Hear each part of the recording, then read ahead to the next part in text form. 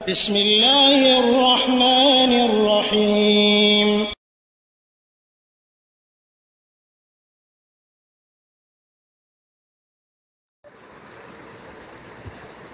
আসসালামু আলাইকুম রহমতুল্লাহি ওয়াবারাকাতুহ। আলহামদুলিল্লাহি ওয়াহদা ওয়াসসালাতু ওয়াসসালামু আলা মান লা নাবিয়্যা বা'দা ওয়া আলা আলিহি ওয়া সাহবিহি ওয়া মাওয়ালা।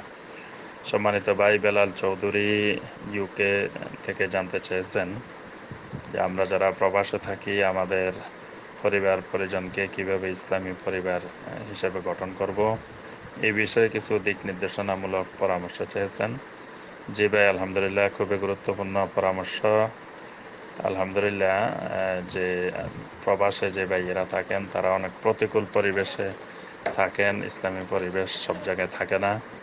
এই পরিবেশের মধ্যে পরিবার পরিজনকে ইসলামের উপরে রাখা, দ্বীনের উপরে রাখা, এটি খুবই গুরুত্বপূর্ণ একটি কাজ। কারণ আল্লাহ সুবহানাহু ওয়া তাআলা ইরশাদ করেছেন, ইয়া আইয়ুহাল্লাযীনা আমানু কু আনফুসাকুম ওয়া আহলিকুম নারা। হে ঈমানদারগণ, তোমরা নিজেদেরকে এবং তোমাদের পরিবার পরিজনকে জাহান্নামের আগুন থেকে বাঁচাও। তো তাহলে আহালকে, পরিবার পরিজনকে জাহান্নামের আগুন থেকে বাঁচানো, এটা আমাদের উপরে ফরজ দায়িত্ব। এই ফরজিয়ত পালন করার জন্য আমাদেরকে অনেকগুলো পদক্ষেপ নিতে হবে। যে পদক্ষেপগুলো আল্লাহ সুবহানাহু ওয়া তাআলা এবং আল্লাহ রাসূল সাল্লাল্লাহু আলাইহি ওয়াসাল্লাম আমাদেরকে নির্দেশ দিয়েছেন।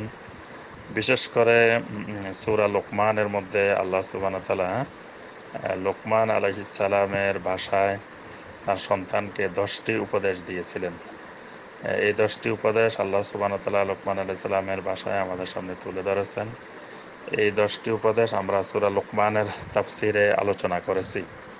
তো ভাই বোনদেরকে অনুরোধ করব যে এই 10টি উপদেশ, লোকমান আলাইহিস সালামের 10টি উপদেশ একটু ভালো করে শোনার জন্য এবং তাফসিরে পড়ার জন্য।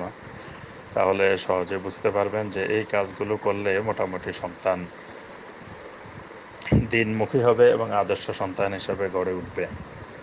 আর ছোটবেলা থেকে সন্তানদেরকে নামাজে অভ্যস্ত করতে হবে, ইসলামী সংস্কৃতি, ইসলামিক কালচারে অভ্যস্ত করতে হবে। তাদেরকে ইসলামিক ব্যক্তিত্বদের সাথে, আলেম ওলামাদের সাথে সম্পৃক্ত করে রাখতে হবে। দ্বীনি বিষয়ে সবসময় পরামর্শ দিতে হবে। যতটুকু সম্ভব নিজের কাছে সাথে রাখার চেষ্টা করতে হবে। বরং বিজাতীয় সংস্কৃতিগুলো থেকে দূরে রাখার চেষ্টা করতে হবে। সর্বোপরি আল্লাহ সুবহানাহু ওয়া তাআলার কাছে দোয়া করতে হবে যে আল্লাহ পাক যেন সন্তানদেরকে কুররাতা আয়ুনুন, অর্থাৎ চক্ষু শীতলকারী বানিয়ে দেন। আল্লাহ সুবহানাহু ওয়া তাআলা আমাদের সকলের পরিবারগুলোকে ইসলামী পরিবার, কোরআন সুন্নাহর পরিবার হিসেবে কবুল করুন। ওয়াবিল্লাহি তাওফীক ওয়া সাল্লাল্লাহু আলা নাবিয়্যিনা মুহাম্মদ ওয়া আলিহি ওয়া সাহবিহি ওয়া সাল্লাম। আসসালামু আলাইকুম ওয়া রাহমাতুল্লাহি ওয়া বারাকাতুহু।